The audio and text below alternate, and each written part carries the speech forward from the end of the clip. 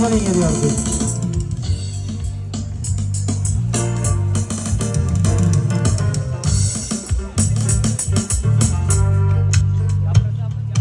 Marhamat Elyorbek.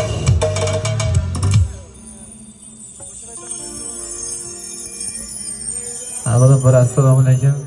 To'yxonaga yig'ilgan barcha mehmonlarga. Mana bugun ustozim bilan bitta sahnada turgan ekanman. Hammaga rahmat, ustozimga rahmat.